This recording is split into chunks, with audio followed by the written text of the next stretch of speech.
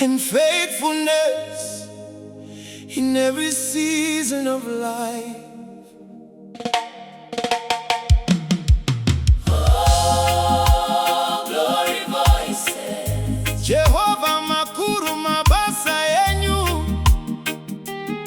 tinokutenda ishe makatiro pafaza rudo rwenyu haruperi. Ndichitarisa upenyu hwangu ndinoona ruoko rwenyu Ishe. Zvinhu zvandakanga ndisingatarisiri makandiitira netsitsi. Makandisimudza pandakanga ndarerera, mukandipa tariro itsva. Makaisa rwiyo mumuromo mangu kuti ndikurumbidzei Baba. Makavhenekera nzira yangu pandakanga ndisisazive kwekuenda. Nyasha dzenyu dzakandifukidza ndikafamba nerufaro. Makandiroverera makomborero. Mwari wangu ndinokutendai. Makandipa mufaro nemaropafadzo. Zita renyu ngarikwidzirwe. Makandiropafadza Ishe Nenyasha dzisingaperi. Handingaregi kuimba nokuti muri Baba vakanaka. Makaropafadza, makaropafadza, makaropafadza. makaropafadza. Jehova muri mukuru. Makaropafadza.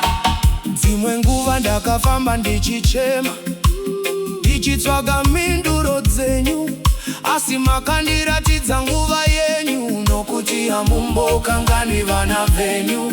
Makazarura mikova mitsva yaisagona kuvhurwa nevanhu. Makaisa chiedza pamberi pangu ndikawana tariro zvakare. Nhasi ndinomira ndichipupura zvamuri kuita muupenyu hwangu. Hakuna mumwe akaita semi, Mwari werudo netsitsi. Kana ndichifamba nemumupata handingachizva kaipa, nokuti imi munofamba neni muchinditungamirira nguva dzose. Zvandine hazvisine simba rangu, asi nyasha dzenyu Ishe. Ndichasimudza maoko angu ndichikudza zita renyu. Makandiroverera makomborero. Mwari wangu ndinokutendai. Makandipa mufaro nemaropafadzo. Zita renyu ngarikwidzirwe. Makandiropafadza Ishe Nenyasha dzisingaperi. handingaregi kuimba nokuti muri Baba vakanaka.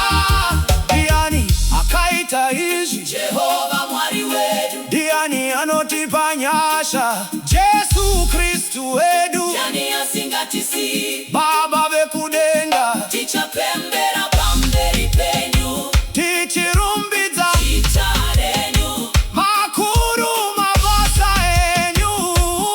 Mwari wedu anotonga. Hey! Hey!